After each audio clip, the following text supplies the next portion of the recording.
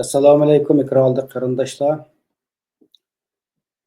Bu yana 2025-yil 7 ayning 10 kuni Amsterdam shaharlik parlamentda Denk partiyasiniki parlamentdagi vakili Sulaymon Quyunchi mustamlikadan bo'lgan Shinjong degan ismning o'rniga Sharq Turkiston ismini qo'llanish taklifini o'ttirib qo'ydi.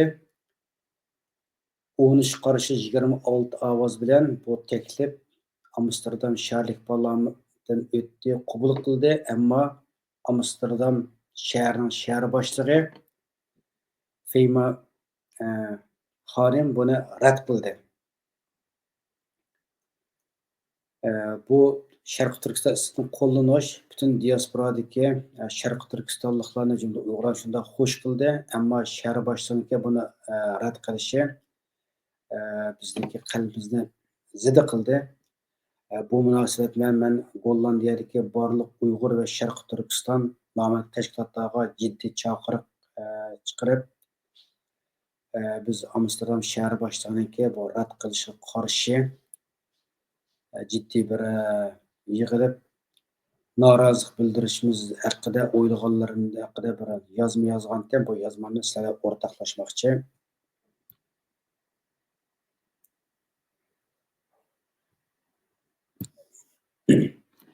Gollandiyadagi barliq Uyg'ur Sharq Turkiston nomidagi tashkilotlarga jiddiy chaqiriq. O'zing yemsan g'amingni, qog'i cho'qar tiningni.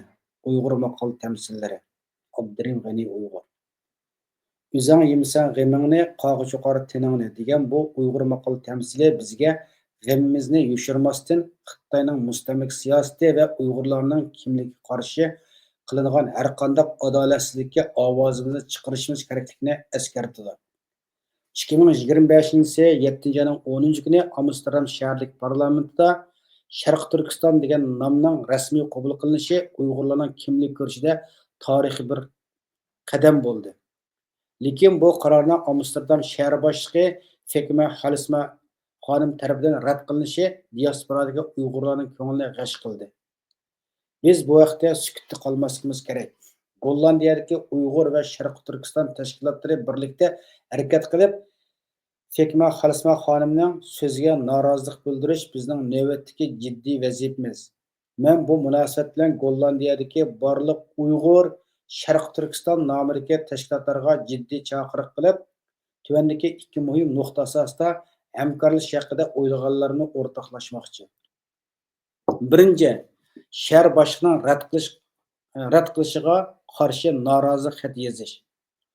Oldingi hafta, ya'ni 7 ayning 10 kuni Amsterdam parlamentida Denk partiyasining vakili Sulaymon Quyunchi o'ttirib qo'ygan Shinjong nomining Sharq Turkiston nomiga o'zgartish taklifi parlamentdan qabul qilinib, diasporadagi butun Sharq Turkistonliklarni cheksiz xushallantirdi. Hammamiz Sulaymon Quyunchi apandimga rahmatimizni bildirgan bo'lsakmi, afsuski Sharq Turkistonliklarni iftixorlik tuyg'usiga cho'mdirgan bu tarixiy siyosiy qaror Amsterdam shahar boshlig'i Fekma Halisma xonim tomonidan Sharq Turkiston nomining bo'lginchilik xarakteriga ega, xalqaroda o'rtaq e'tirof qilinmagan siyosiy nom degan sabab bilan rad qilinishi ona yurtimizning tarixiy va kultural kimligiga haqorat bo'lib, diasporadagi Uyg'urlarning milliy g'ururimizni azobladi. 7 ayning 11 kuni men Uyg'ur choyxona suhbatxonasida Amsterdam parlamentida tarixiy qaror Sharq Turkiston ismi qabul qilindi degan temada Sulaymon Quyunchi apandim bilan naq maydon suhbat o'tkazib, uningga butun Sharq Turkistonliklar nomidan rahmat aytdim. Suhbatda ham bu tarixiy qaror ro'yobga chiqish ahvoli, buning ahamiyati, shundaqla Amsterdam shahar boshlig'i Fekma Halisma xonimning rad qilishining sababi haqida Sulaymon Quyunchi apandim nihoyat yaxshi tushuncha berdi. Naq maydon suhbatda biz Gollandiya Uyg'urlar Sharq Turkiston nomidagi tashkilotlar Fekma Halisma xonimning rad qilganligiga qarata noroziligimizni ifodalab xat yozsak bo'lamdi deb so'rasam, yozsanglar bo'ladi. Ayrim yozmay barliq tashkilotlar birlikda yozsanglar yaxshi dedi. Shunga Gollandiyadagi barliq Uyg'ur Sharq Turkiston nomidagi tashkilotlar jiddiy tashkillanib, bir parcha xat tayyorlab, barliq tashkilotlar imzo qo'yib, Amsterdam shaharlik hukumatning boshlig'i Femka Herisma xonimga hem elxatdan hem poçtdan ayrım ikki nusxa yollab, uning nima uchun Sharq Turkistonni bo'lginch xohish bor ism deb ataydiganlik haqida ochiq javob berishni talab qilaylar. Hem xatda Xitoy tajovuz hukumati Tibetni Shizang deb ataydiganligini, ammo Xitoydan boshqa barliq davlatlarning Shizang demay Tibet deb ataydiganligini, ammo buning bo'lginchlik xohish yo'qligini, ammo Tibet bilan o'xshash taqdirdosh bo'lgan Xitoy tajovuz hukumati ishg'oliyati ostidagi mustamlika Sharq Turkistonning bo'lginchilik xohishi borligini nimaga asosan undoq deydiganligiga qarata raddiya berib, uning Sharq Turkistonliklarning milliy g'ururiga qarshi so'z qilganligiga noroziligimizni ifodalaydi.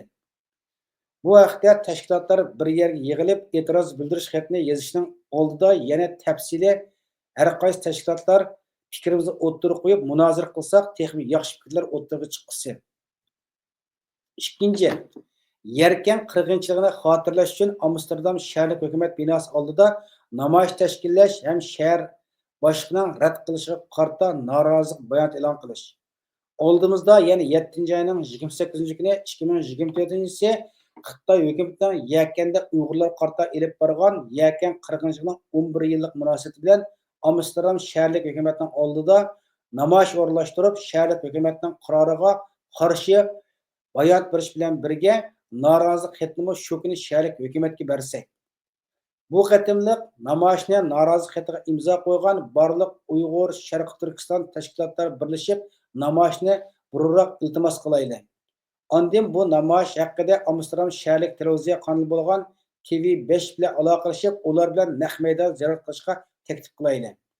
Gapning xulosasi biz bu hafta ichida jiddiy yig'ilib yuqorqi ikki taklif haqida maslahatlashib bir qaror kelsak demoqchi. Gollandiyadagi barliq Uyg'ur Sharq Turkiston nomli tashkilotlar bu haqda jiddiy o'ylanib, e'tiroz xatini tezroq tayyorlab chiqib, namoyishni burunroq iltimos qilib, atrof tayyorlab qilaylik. Amsterdam parlamentining bu tarixiy siyosiy qarori Xitoy hukumatining mustamlik siyosatiga qarshi etilgan siyosiy o'q bo'lib, Gollandiya va xalqaro jamiyatda Xitoy hukumatiga qarshi kuchli bir siyosiy signal bo'lib, Xitoy hukumatining mustamlik siyosatiga qarshi Uyg'urlarning haqli ko'rishini qo'llash va ularning tarixiy kimligini tunish yo'lidagi muhim bir qadamdir. Bu qaror Uyg'urlarning tarixiy va madaniy kimligini tunish yo'lidagi zo'r bir qadam bo'lib, Xitoyning mustamlika nomi Şinjanı xalqaro jamiyatga singdirish urinishiga qarshi kuchli bir javob bo'ldi. Ammo Fekima Xalisma xonimning rad qilishi va 3 oy burunmi Gollandiya parlamentining rad qilinishini Uyg'urlarning kimlik ko'rishiga qarshi qiyinchiliklarning ham davomlashayotganligini ko'rsatdi. Shunga Gollandiyalik tashkilotlar birlikda harakat qilib, bu tarix qarorni qo'g'dab Xitoyning mustamlik siyosiga qarshi kurashni davomlashtirishimiz kerak. Diasporadagi Sharq Turkiston tashkilotlari turgan davlatlarniki parlamentlar, ya'ni har qaysi davlatlarning parlamentda bu masalani davomli ko'tarib, ovozimizni xalqaro kuchlantirishimiz lozim. Bu fursatni chiq tutaylik, boshqa davlatga Uyg'urlarni harakat o'tish uchun biz Uyg'urlar, ya'ni biz Gollandiyalik Uyg'urlar ular ulgu bo'laylik. Ya'ni bugungi bu asosiy temamiz yana bu. Gollandiyadagi barqa Uyg'ur va Sharq Turkiston nomli tashkilotlarga jiddiy chaqiriq, ya'ni bu chaqiriqqa meniki Uyg'urcha, Gollandicha, inglizcha, turkcha 4 xil tilda o'zimniki Facebook, X, Instagram qatorliq ijtimoiy tarmoqlarga e'lon qilindi. Bu e'lon qilingandan keyin Gollandiyalik har qaysi tashkilotlarga jiddiy ovoz qo'shib, bugun yana 2025-yil 7-oyning 19-kuni Uyg'ur to'rt televiziyasining quruvchisi Abdusalom Niyozninki o'rinlashtirishlar biz bir yerga yig'ilib bir qancha temalarni muzokaralashdik. Buning ichida muhim nuqtalarning birisi yana Gollandiyadagi barliq Uyg'ur ham Sharq tashkilotlari jiddiy shaklda Amsterdam shahar boshlig'ininki Sharq Turkiston ismini rad qilganligi, ya'ni bu ismniki bo'lginchilik tusnog'i ism degan bu qarshiga kuchli norozilik ifodalash uchun butun tashkilotlar buni birlik keldik. Buni bir yana Uyg'ur, Gollandiya Uyg'ur kishilik huquq tashkilotida Ahmadjon bir parcha xat tayyorlab kelibdi. Bu xatni biz hammamiz o'qib, muzokara bu xatni Amsterdam shaharlik hukumatniki boshlig'iga topshiradigan bo'ldik. Hamda hozir hamma yerda ta'til mezgili bo'lganligi uchun shahar hukumatning odamlari ko'p muhim odamlari ta'tilga chiqib qoladi. Shuning uchun 8 ayning 31 kuni bütün yana Uyg'ur tashkilotlar birga kirib, jiddiy yig'ilib, bu xatga imzo qo'yib, Amsterdam shaharlik hukumatga 9-ayning 1-kuni yo'llaydigan bo'ldik. Buni hamma tashkilotlar birlik keldi. Amsterdam shaharlik hukumatning oldida Yakan 40-yilning 11-yilligini xotirlash bilan namoyish o'rlashtirgan bu tekliflarga barliq tashkilot odamlari buni vaqtincha to'xtatib turaylik, chunki biz namoyish qilib bu yerda biroq norozilik bildirsakmi, Amsterdam shahar hukumatining muhim odamlari yo'q, ta'til chiqib ketdi. Shuning uchun biz eng avval chiroyli shaklda xatimizga imzo qo'yib, barliq tashkilotlar ittifoqli Amsterdam shaharlik hukumatining shahar boshlig'i Fikmail Ismoxonga javob qaytardi. Biz avval Uyg'urlar Amsterdam shaharlik hukumat shaharning shahar boshlig'i bir guruhlab ko'rishaylik, ularning fikrini olib, ana keyin namoyish qilish qilmas haqida uni keyin o'ylashaylik deb namoyish qilishni vaqtincha to'xtatdik. Lekin xat yozganimiz aniq bo'ldi. Bunda butun tashkilotlar birlik keldi. Boshni ko'pchilikka bir xabarlantirib qo'yib qolib qoldim.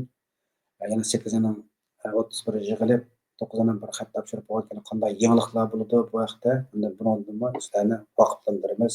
Hammaga Allohga emanet.